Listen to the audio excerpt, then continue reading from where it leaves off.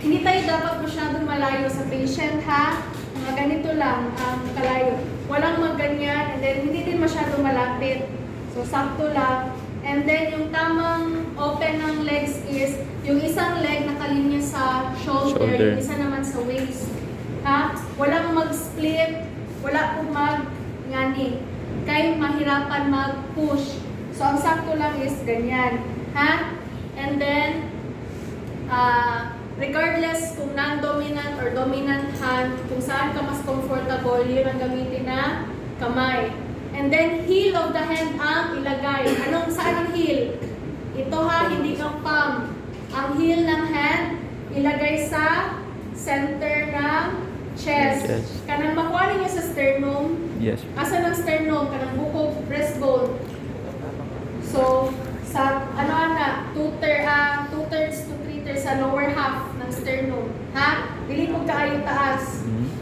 Kapaan ninyo dire sa bukog. Ha? Lower half ng sternum, ilagay ang heel ng hand. Ilapat nyo. Ganyan. Wala akong makita na ang palm ang nandyan ha na ganyan. Ang heel ng kamay ang nasa gitna. Ha? And then, ang other hand, support sa dito. Ganyan. Ganito ang posisyon ha. Hindi nakaganito. Ganyan. Ha? Tapos, observe nyo yung legs ko dito, straight lang. Walang magganyan. Straight lang. Pati ang arms. Yung shoulder ko and arm dapat straight. Walang nakaganyan, walay nagsobra. Straight yan siya. Ha? And then, ang pag-push. Ilan nyo na put? Ilan nyo na rate? 100 to 100 to 120. 120. So, per cycle is 2 minutes. So, ilan dapat lahat? 200 to 240. Sige, makita nyo ha, straight lahat ha, ang arms, ang legs.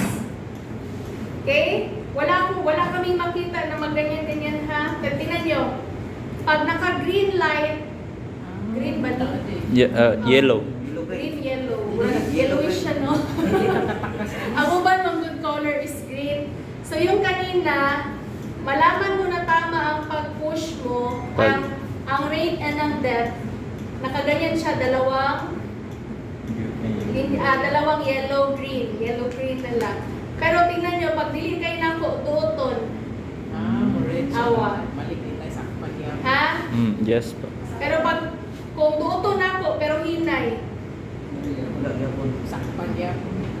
Makita, masakpan dyan mo niya mag-demo. Anay orange. Maligyan ko ng orange. Orange is too slow ba naman or too slow, no? Slow na. Fast orange. O nagpuling-pulianan mo sila red and orange. Ang red. Basta dapat ang ano is so 200 or 200 to 240 ang inyong i-perform. Ha? Yes. Dili lahi. So yun yung adult natin. Ang child naman is almost same lang naman, but the depth is ano yun? Ilan ang depth? 2. About 2 inches. Yes. Okay? And then, yung infant natin, 1.5. Ikaw ang infant, no? Yes, i-discuss lang kami ng skills.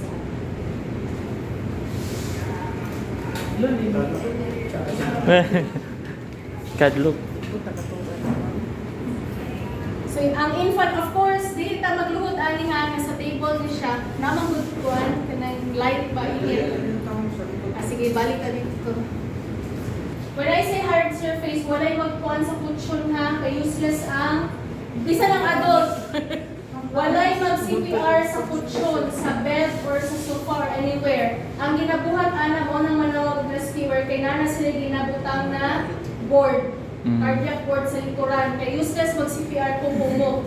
So kani siya pinaka-ideal sa table, dalawon si baby, and then ang saon ng pagposisyon, dili kuanta. Kaning nipple line niya, safe ra magkuan, magbase ta sa nipple line. 1 finger below the nipple line. Dira ta mag kuan. Mag-pwesto sa tuang fingers. So, pwede ta mag-ani. Press. Oo, pwede. Pero na siya ha, kasi nilala ko yung kita lang ako. So, ani. Ha? 2 thumbs.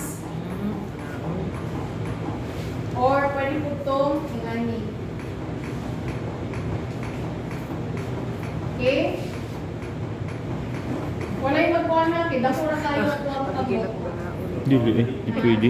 Ang sa child naman, kung dako ang bata, pwede ta mag-duha. Mm. Pero kung gamayon ang bata, pwede ra na Isa. isahan. Ha? Same lang yan ng positioning sa may lower half ng sternum. Okay? Nakuha? Yes. So, mao to ang atuang kuan ha, positioning ha. Masigo niya, kaya magkuan-kuan niya.